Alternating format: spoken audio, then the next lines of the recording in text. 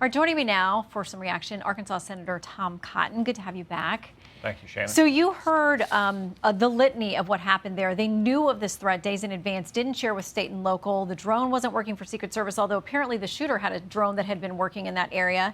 There's so many things. There was requests for enhanced security that were denied. We have another report out this morning from your other colleague, Rand Paul, and he says as well that there were these failures and more. Senator Chuck Grassley says this. The report further exposes a litany of Secret Service procedural and planning errors, including misallocation of resources, lack of training, and pervasive communication failures. What do you make of these reports a year later? And has there been any real accountability? Will there be? Yeah. Well, first, Shannon, let me join President Trump in expressing my condolences to the Comparator family. I understand there's a lot of focus on President Trump surviving that assassination attempt, and we're all grateful he did.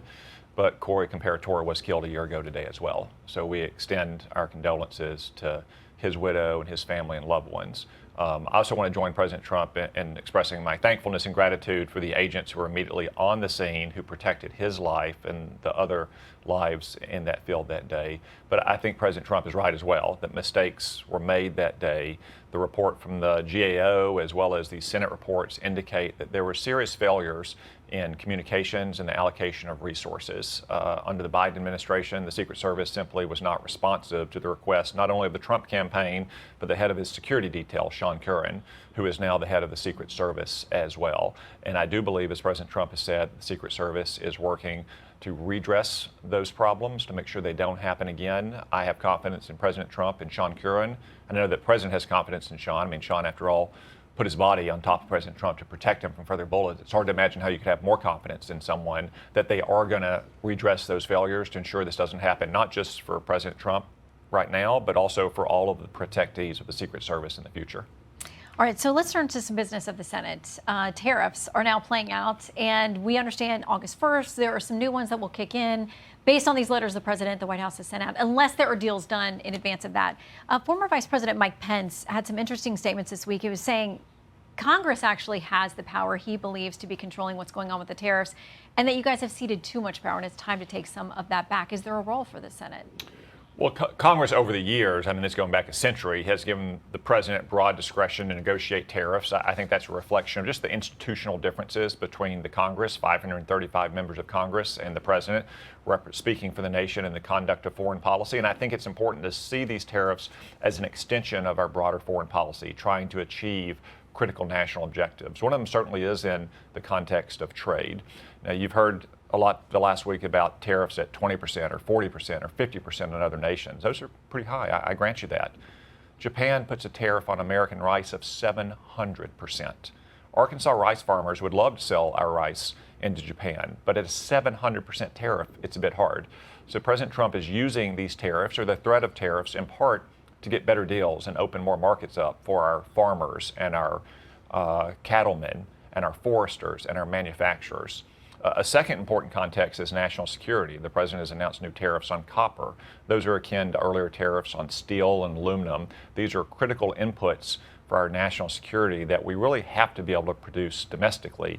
And then the third context is in the other national objectives, like consider the negotiations with Mexico, which are designed to get Mexico not just to lower its trade barriers, but also to crack down on the importation of fentanyl into the United States from Mexico and cartel activity. So these tariffs should all be viewed in the broader conduct of American foreign policy. But left to the executive branch? Well, Congress can have a say on this, and Congress can act, but over the past 100 years, Congress has decided, irrespective of what's happening in the news now, that it's probably best to let the president take the lead on these matters. Not to say that Congress doesn't have a role, just like we have a role in the conduct of foreign policy, through funding the military, through confirming ambassadors and other critical nominees, but Congress has decided over the last century that the president, acting on behalf of the nation as a whole, probably can get better deals than 535 members of Congress acting as a trade negotiator on behalf of the nation. So there is more legal action to come on that particular issue of whether the president has that power or not under current legal frameworks. But you mentioned foreign policy. Obviously, that is a big purview of the Senate. It's a lot of what you've done there as well. I want to talk about Russia and this sanctions package that is coming together. We know that Secretary Rubio met with Sergei Lavrov, who now is apparently in North Korea meeting with Kim Jong-un, and they're talking about how they're in this unbreakable pact, Russia and North Korea.